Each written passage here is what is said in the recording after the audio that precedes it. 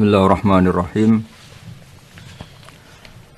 Alhamdulillahirabbil alamin wassalatu wassalamu ala asyrafil mursalin sayyidina Maulana Muhammadin wa ala alihi washabihi ajmain, amma ba'du. Para pendengar dan penggemar radio yang kami hormati, berikut sebagai mukaddimah bahwa Profesor Zaini Dahlan berkeinginan UII punya tafsir dan terjemah sendiri. Lewat proses yang panjang dan melibatkan tim, diantaranya saya, terbitlah tafsir versi UII juga terjemah versi UII.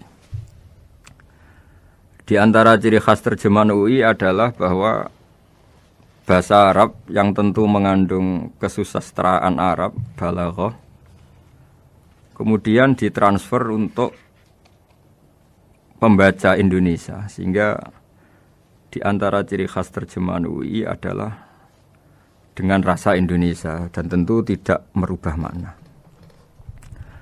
Berikut beberapa kutipan yang perlu pemirsa atau pendengar tahu. Al-Quran adalah satu kitab suci yang diturunkan kepada Nabi besar Muhammad SAW. Dan di antara ciri Al-Quran adalah menjelaskan kebenaran secara jelas, secara gamblang. Sebagaimana firman Allah, bahwa Rasul adalah Rasulun minallah yatlu suhufam mutahharah. Rasulullah diutus oleh Allah SWT ketika penduduk Makkah sangat-sangat jauh dari kebenaran. Mereka adalah penyembah berhala yang dikira sebagai Tuhan, dan jumlahnya Tuhan-Tuhan itu banyak sekali. Suatu saat Rasulullah mendakwahkan bahwa Tuhan itu satu dan harus satu. Tapi kata mereka, kenapa Muhammad menjadikan Tuhan satu? Padahal urusan kita banyak, problem kita banyak. Harusnya Tuhan itu juga banyak. Ini yang diceritakan dalam surat Shad, Aja'alal alihata ilaha wahida inna hadza lasyai'un ujab. Bagaimana mungkin urusan kita yang banyak, yang harusnya butuh Tuhan banyak, kemudian menjadi hanya Tuhan satu. Lalu Rasulullah dengan sabar, dengan telaten memberi penjelasan. Dan ini yang disebut al-bayyinah, penjelasan yang sangat jelas, sangat gamblang, sangat rasional. Kata Rasulullah dalam sebuah hadis yang diriwayatkan dalam Musnad Ahmad, tagnya begini: orang-orang yang menyembah selain Allah itu ibarat kama sali rojulin istaro abdan min kholisi malih biwarikin au dhahabin faja'ala ya'malu. Mereka mau bekerja tapi wayu'ti ghullatahu ila ghairi sayyidi fa'ayyukum sarrohu ayyakuna abduhu kadzalik. Nabi lalu kemudian bikin analogi.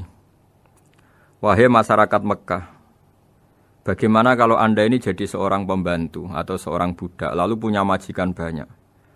Dan semua majikan Anda ini punya perintah yang beda-beda, punya selera yang beda-beda. Semuanya atasan Anda, semuanya majikan Anda. Apa Anda senang punya majikan yang banyak? Lalu mereka bilang, wah susah Muhammad kalau kita punya majikan banyak. Tuhan kamu adalah majikan kamu. Bagaimana kalau Tuhan banyak, punya perintah yang beda-beda, punya selera yang beda-beda? Kalian pasti akan kebingungan.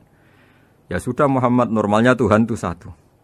Sehingga mereka tercerabut dari pemikiran bahwa Tuhan harus banyak. Ini yang dimaksud dalam surat Al-Bayyinah, lam yakunil ladzina kafaru min ahlil kitab wal musyrikina munfakina hatta ta'tiyahumul bayyinah. Bahwa orang-orang kafir, baik kafir ahli kitab maupun kafir musyrik Mekah, mereka tidak pernah terlepas dari sifat kekafirannya, yaitu menuhankan banyak Tuhan, sampai datang sebuah bayinah. Bayinah itu argumentasi kebenaran yang begitu jelas. Setiap membawa kebenaran, argumentasinya meyakinkan. Itu siapa? Rasulun minallah yatlu suhufam mutahharah, yaitu Rasul yang membacakan lampiran-lampiran suci, yaitu Al-Quranul Karim. Dengan penjelasan analogi tadi, kemudian orang-orang Mekah sadar, susahnya kayak apa kalau Tuhan banyak, lalu perintahnya beda-beda, seleranya beda-beda, hukumnya beda-beda. Ini membingungkan. Akhirnya mereka ngakui bahwa pentingnya logika tauhid. Nah ini yang Rasulullah ini benar-benar berstatus bayinah. Kemudian analogi betapa buruknya kita saat menyembah selain Tuhan.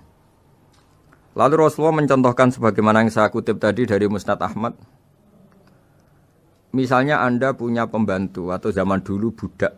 Anda beli dari harta kamu, dari uang kamu. Kemudian budak ini kerja. Yang ngasih makan kamu, yang fasilitasi kamu, toko milik kamu, semua milik kamu. Kemudian dia kerja dan hasil dari kerjanya dia dikasihkan ke orang lain. Kamu senang tidak punya budak yang seperti itu, kata Rasulullah. Wah, kita semua tidak senang Muhammad. Sama seperti itu. Kamu adalah bisa makan rezeki dari Allah. Kamu nempat di buminya Allah. Kamu minum dari air yang dibikin Allah. Kemudian Anda menyembah selain Allah. Itu aneh apa enggak? Menyembah zat yang tidak memberi rezeki kamu, yang tidak bikin bumi untuk kamu, yang tidak bikin langit untuk kamu, yang tidak bikin fasilitas air untuk kamu. Aneh enggak? Semenjak itu mereka berpikir betapa buruknya mereka menyembah berhala, menyembah arca, menyembah Yesus, menyembah macam-macam. Nah ini yang disebut Rasulullah adalah orang yang benar-benar bayinah. Ketika melontarkan kebenaran, benar-benar jelas sehingga diterima secara akal yang sehat. Karena semua akal yang sehat akan menerima agama ini disebut fitratallahi fatarana salihah, bahwa agama ini agama fitrah. Orang yang normal, yang cara berpikir normal pasti menerima agama ini. Nah, UII dengan terjemahan ini dan dengan tafsir ini ingin memberi penjelasan simbol-simbol yang ada di beberapa surat. Di antara lagi yang di bab muamalat, betapa Rasulullah itu punya logika yang benar-benar mudah diterima. Dulu orang Arab dalam bab muamalat jual beli biasa menjual kurma masih kecil, masih belum jelas jadi kurma yang baik apa enggak. Kalau istilah orang Jawa masih pentil ini. Kalau bahasa Arab qobla buduwi solahiha. Calon buahnya itu belum pasti jadi buah. Kemudian masih bunga, masih apa sudah dijual. Dengan transaksi asumsi harga andekan sudah jadi kurma. Kalau dalam Jawa mungkin jual mangga sebelum tua masih pentil, masih kecil. Lalu kata Rasulullah, kamu jangan melakukan itu. Kenapa ya Rasulullah, padahal kita butuh uang? Kata Nabi, ara'aitum in mana Allahu as-samra fa bima yastakhillu ahadukum mala akhi. Bagaimana kalau buah-buah yang masih kecil itu kemudian berguguran karena satu musim atau karena apa? Lalu kamu mendapat uang itu atas nama apa? Yang dikatakan tijaroh adalah muawadoh. Pembeli dapat barang, kamu dapat uang. Lalu kalau barang yang ada enggak menjadi buah yang baik, Anda menerima uang itu atas nama apa? Rasulullah secara haru, secara mengingatkan nurani kita dengan redaksi fabima yastahillu ahadukum mala akhi. Lalu kamu mendapat uang saudara kamu atas nama apa? Kalau atas nama buah, mereka belum mendapat buah. Akhirnya ada kesadaran bersama bahwa sebaiknya kita menjual sesuatu itu yang pembeli ya dapat barangnya, yaitu dalam konteks ini buah yang sudah layak dijual, kita dapat uangnya. Ini lagi-lagi Rasulullah al-Bayyinah, sekali memberi penjelasan begitu jelas. Ketiga misalnya di bab jinayat, di bab hukum pidana. Rasulullah kalau bikin logika itu begitu jelas, mudah diterima. Misalnya begini, suatu saat Rasulullah bersabda, Al-qatil wal maktul finnar. Orang yang membunuh dan yang dibunuh sama-sama di neraka. Tentu dalam konteks saling bunuh yang dalam kezaliman. Lalu sahabat janggal, ya Rasulullah, oke lah kalau pembunuh itu masuk neraka. Ini bagaimana mungkin yang dibunuh pun masuk neraka? Rasulullah dengan jelas, dengan bayinah, dengan hujjah, beliau menjawab, innahu kana harison ala qatli sahibihi. Sebetulnya yang terbunuh pun mentalnya pembunuh, karena dia sangat juga ingin membunuh saudaranya. Nasibnya saja yang menjadikan dia terbunuh. Akhirnya sahabat tahu, oh ya ternyata maktul dalam konteks duel adalah mentalnya qatil juga. Sehingga karena mentalnya qatil, dia tetap di neraka. Meskipun prakteknya dia menjadi maktul yang terbunuh. Nah ini yang dimaksud oleh Allah, bahwa Rasulullah ini bisa menghilangkan tradisi kemusyrikan, bisa menjungkir balikkan, menghancurkan kemusyrikan karena Rasulullah bisa menjelaskan secara detail hatta ta'tiyahumul bayyinah. Bayyinah adalah Rasulun minallah yatslu suhufam mutahharah. Jadi ini yang insya Allah sebagai kajian kita bahwa kita butuh sekian penjelasan untuk mengenang dan membuktikan bahwa Rasulullah adalah benar-benar al-bayyinah. Dari sekian contoh tadi, pendengar bisa tahu betapa agama ini mudah diterima oleh akal. Sehingga di beberapa ayat disebut agama ini liqaumi ya'qilun, liqaumi yatafakkarun. Agama ini bagi kaum yang bisa berpikir, agama ini bagi kaum yang mau berangan-angan. Dulu untuk menghilangkan kemusyrikan dengan logika kafir Mekah bahwa urusan kita banyak, harus Tuhan banyak. Itu panjang sekali. Di antaranya ada ayat yang spesifik tentang itu. Daraballahu mathalan rajulan fihi syuraka mutasyakisuna wa rajulan salamal lirrajul. Hal yastawiyani masalah. Allah membuat satu perumpamaan yaitu di surat Daraballahu mathalan rajulan fihi syuraka di surat Zumar ayat 29. Allah membuat satu perumpamaan bagaimana andaikan Anda jadi seorang pembantu atau asisten, lalu Anda punya majikan banyak yang seleranya beda-beda. Kemudian dibanding misalnya Anda jadi pembantu dengan satu majikan yang akhlaknya baik, komitmennya baik. Anda milih mana? Lalu orang-orang kafir Mekah menjawab, Muhammad tentu kita milih punya majikan satu yang baik. Kalau majikannya banyak kita jadi repot. Lalu mereka kata Rasulullah, ya sudah kalau gitu Tuhan kamu satu saja jangan banyak, kalau banyak jadi repot. Terus mereka baru tersadar bahwa menuhankan Tuhan banyak itu salah dan resikonya lebih banyak. Ini disebut munfakina hatta ta'tiyahumul bayyinah. Mereka orang-orang musyrik enggak mau tercerabut dari akar kemusyrikannya sampai datang al-bayyinah. Sebuah bukti kebenaran yang begitu jelas, begitu nyata. Siapa kebenaran itu? Rasulun minallah yatslu suhufam mutahharah. Yaitu Rasulnya Allah yang membaca lampiran-lampiran suci. Lampiran-lampiran suci ini dalam bahasa Arab diikutkan wazan isim maf'ul disebut mushaf. Makanya kitab suci ini ditulis di sohifah. Kalau dalam bahasa Arab lampiran itu sohifah, dijamakkan kata jamaknya suhuf. Kemudian ketika dicetak, dijilid disebut mushaf. Sehingga alhamdulillah UII Universitas Islam Indonesia punya mushaf, punya terjemahan, punya tafsir. Ini diharapkan kita sebagai ulama, sebagai dai, sebagai ustadz bisa warasatul anbiya. Karena kata Rasulullah ala ulama warasatul anbiya. Saya kira demikian supaya pemirsa tahu, pendengar tahu bahwa betapa pentingnya menjelaskan secara bayyinah. Ini penting sekali karena sekarang pikiran di dunia itu macam-macam dan kita butuh energi untuk mengungkap lagi intisari-intisari dari sesuatu yang digulirkan atau dibahas Al-Quranul Karim. Sehingga Al-Quran ini benar-benar jadi ibrah, jadi teladan bagi kita semua. Jangan sampai karena kita lupa mengkaji Al-Quran sehingga hukum-hukum Al-Quran menjadi mandek. Kita harus terus mensosialisasikan supaya Quran ini hidup. Caranya gimana? Masyarakat dirangsang supaya tahu al-bayyinah. Contoh yang terakhir sebelum menutup perjumpaan kali ini, misalnya dulu orang kafir Mekah itu janggal karena mereka juga punya kajian bahwa Nabi itu bersyarat harus turunan dari bangsa Israel. Karena semua Nabi itu pasti turunan Nabi Ibrahim. Yaitu Nabi Ibrahim punya anak yang bernama Ishak. Ishak punya anak yang bernama Yakub. Yakub ini yang nanti punya anak Yusuf. Sehingga Yusuf bin Yakub bin Ishak bin Ibrahim. Ketika Nabi-Nabi ini hidup di Palestina, di Yerusalem, itu kayak jadi aturan bahwa Nabi itu harus turunan Bani Israel. Sehingga ketika orang-orang kafir Mekah dari kelompok ahli kitab, ketika Rasulullah Muhammad mendakwahkan diri sebagai Nabi, mereka janggal bagaimana mungkin Nabi dari orang Arab.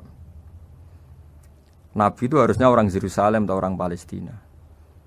Kemudian Allah memberi penjelasan fihi ayatum bayyinatum maqamu Ibrahim, bahwa Muhammad adalah turunan Ibrahim.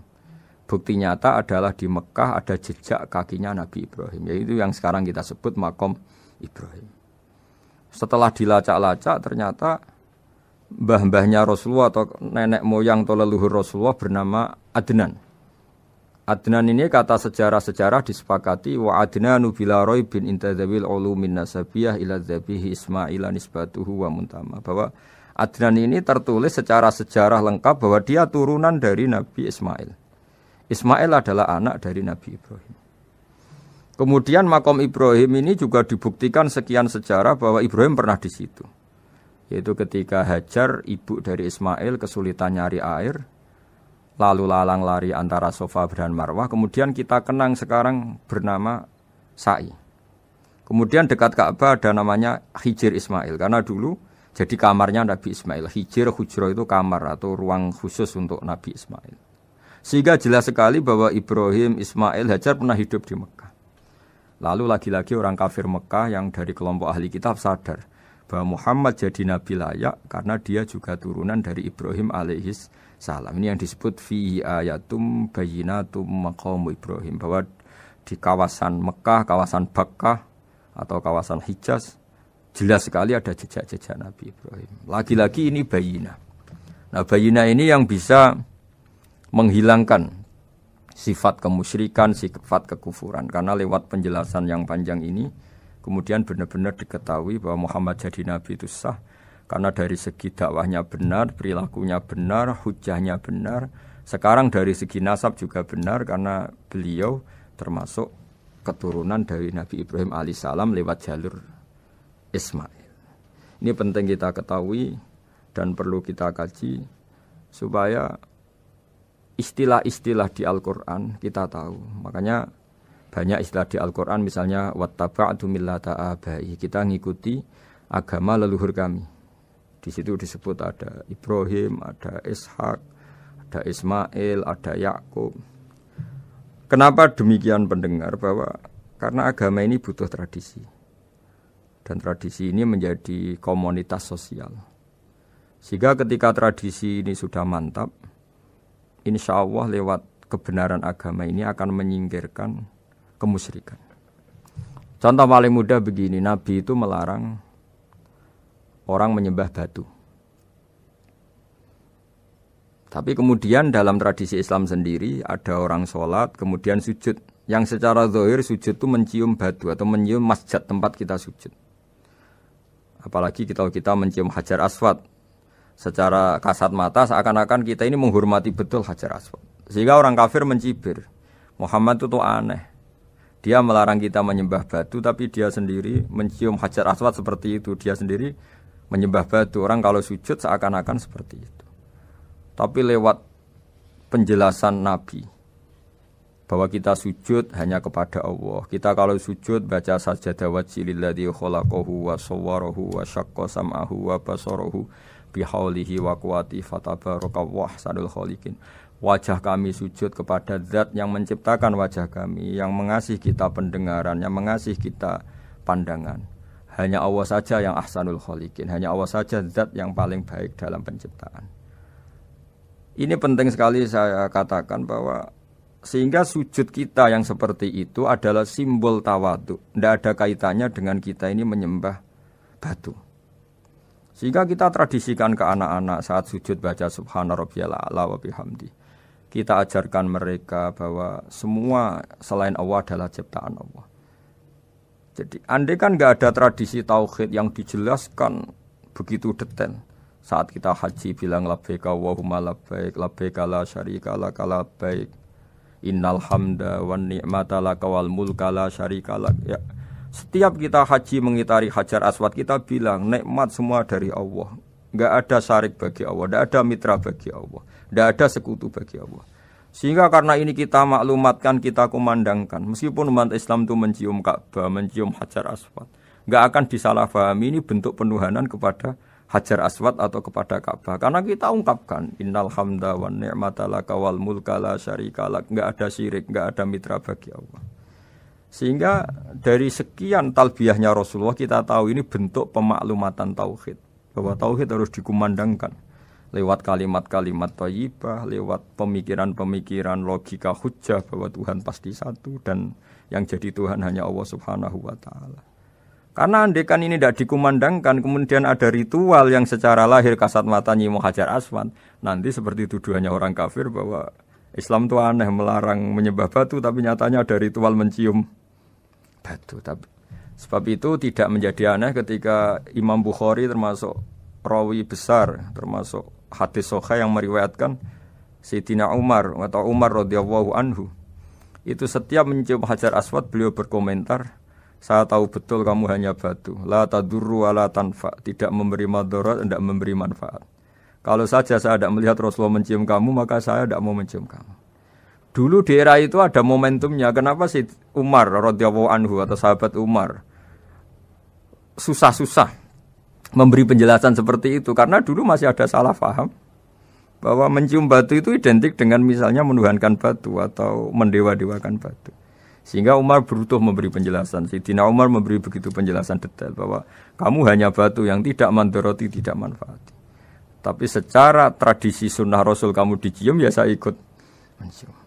Ini penting sekali penjelasan-penjelasan seperti ini, maklumat-maklumat seperti labbaika Allahumma labbaik, sehingga semua ritual Muslim tidak disangka atau tidak disalahfahami sebagai pemuja materi. Lagi-lagi penjelasan yang detail ini disebut al-bayyinah, Rasulun minallah yatslu suhufam mutahharah. Kemudian ayat berikutnya disebut fiha kutubun qayyimah, bahwa dalam kitab suci Al-Qur'an itu banyak aturan-aturan atau catatan-catatan yang begitu lurus, begitu benar. Nah, tentu karena kita ini orang Indonesia yang kalau mengakses langsung bahasa Arab mungkin kita masalah, sehingga alhamdulillah Universitas Islam Indonesia menerbitkan seri terjemah juga seri tafsir, dan sekarang dibantu lewat acara ini kita berusaha atau membantu para pendengar untuk lebih memahami lebih jauh. Saya kira demikian. Mohon maaf kalau ada kesalahan. Assalamualaikum warahmatullahi wabarakatuh.